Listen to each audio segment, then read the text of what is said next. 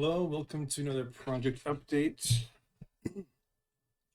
So today I got to work on implementing the boss into the actual boss room level. Well, and when I say I mean get to work, I really mean like the very beginning of that. I haven't done a whole lot with regards to actually like getting this stuff working in the level. But what I did do is I set up the quest system to include, I guess you could say, like an aftermath quest that takes place like after the boss has been defeated.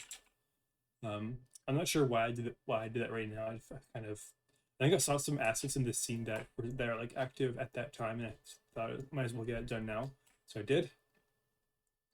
Um, so with regards to the actual boss, I added some additional like trigger events. So now there's a some signals called phase 1 defeated, phase 2, phase 3 defeated.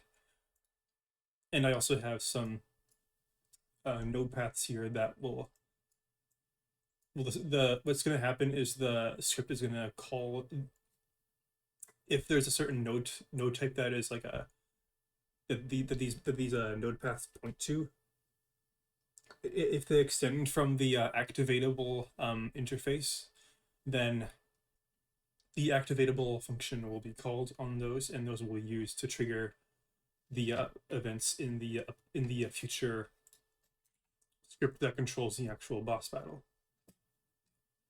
And I do have the very beginning of that script, but this is literally all there is. I like barely start. I literally didn't even start making it.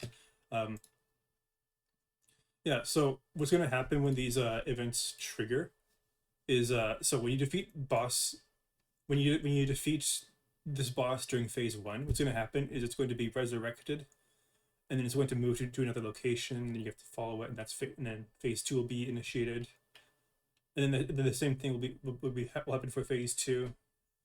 You technically kill the boss 3 times, and each time it's going to call the resurrect function. Oh yeah, I did create a resurrect function for and a restore health function for health system. I'm not sure why these weren't there already, but yeah, for whatever reason, I never implemented those into uh, the health system script. Yeah, I've done that right now just because it would be useful in this situation. Um, so in addition to that, I did add another behavior to the boss. So now it has like a I guess like a home base. Maybe not like a home base, but like an area node that